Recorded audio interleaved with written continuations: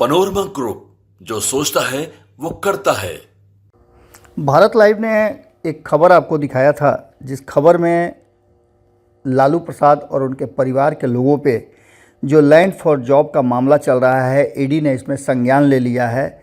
उसमें एक नई कार्रवाई हुई और नई कार्रवाई ये हुई कि लालू परिवार के करीबी कहे जाने वाले व्यक्ति को, जिनका नाम अमित कत्याल है, उनको हिरासत में लिया गया। इसके बाद से ये चर्चाएं शुरू हो गई कि क्या लालू परिवार और तेजस्वी यादव की मुश्किलें बढ़ने वाली है। राजद सुप्रीमो लालू प्रसाद और उनके बेटे के करीबी रहे अमित कत्याल को हिरासत में लिया गया है। बताया जा रहा है कि अमित को पूछताछ के लिए 2 महीने से ईडी समन भेज रही थी, लेकिन वो भागे भागे फिर रहे थे।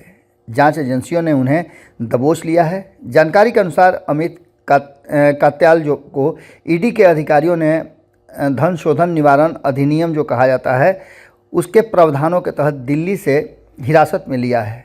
अब संघीय एजेंसी ने मार्च में कत्याल के परिसरों पर छापा मारा था। उस समय लालू परिवार और बिहार के उप मुख्यमंत्री तेजस्वी यादव, उनकी बहनों और अन्य के परिसर पर भी तलाशी की गई थी।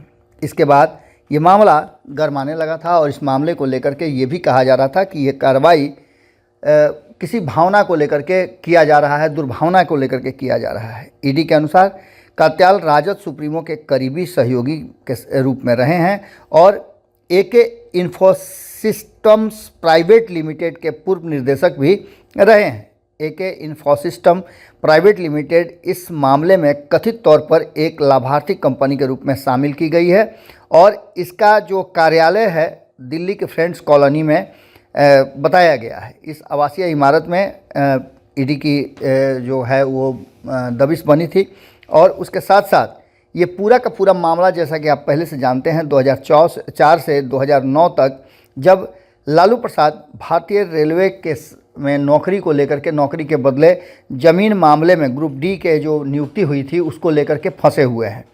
तत्कालीन रेल मंत्री लालू प्रसाद हुआ करते थे और इसको लेकर के कहा यह जा रहा है कि इस कंपनी को उसी समय परिवार के सदस्यों को लाभ दिलाने के लिए बनाया गया था। एके इन्फोसिस्टम प्राइवेट लिमिटेड को हस्तांतरित कर दी गई थी लालू परिवार के सदस्यों को। कथित घोटाला उस समय का है जब लालू प्रसाद यूपीए 1 में रेल मंत्री के रूप में थे।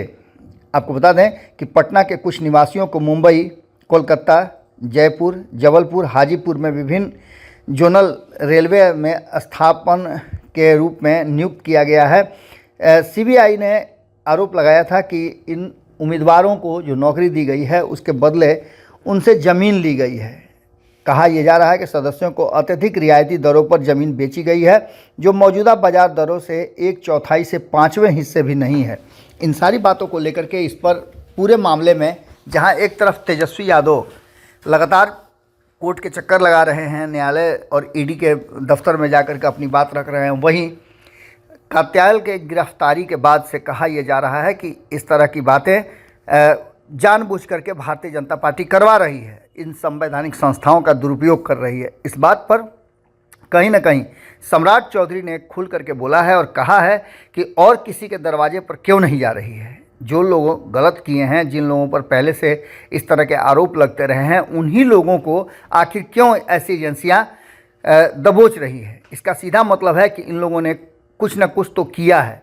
क्या किया है ये जांच एजेंसी करेगी, लेकिन भारतीय जनता पार्टी न किसी को फंसाती है न किसी को बचाती है। ये नीतीश कुमार वाला फंसाना और बचाना नहीं है, बल्कि भारतीय जनता पार्टी और केंद्रीय सरकार को किसी भी बात से लेना देना नहीं है। जांच एजेंसियां जो स्वतंत्र रूप से अपना काम करती हैं वो करती हैं। इस बात को लेकर के सम्राट चौधरी ने अपने बयान भी दिए हैं। आप सुन लीजिए क्या कहा है उन्होंने। भ्रष्टाचार में अपराधी होंगे, उनकी गिरफ्तारी होगी। देश के यशस्वी प्रधानमंत्री जी की गारंटी स्पष्ट है, जो भ्रष्टाचार में लिप्त होंगे उनकी गिरफ्तारी। वो लोग कह रहे हैं पनोरमा ग्रुप, जो सोचता है वो करता है।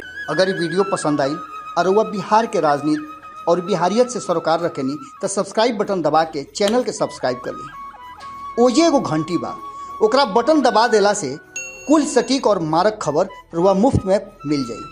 अगर रुआ पत्रकारिता के हमनी के नया प्रयोग में सहयोग कर चाहतानी तो ज्वाइन बटन दबा दी।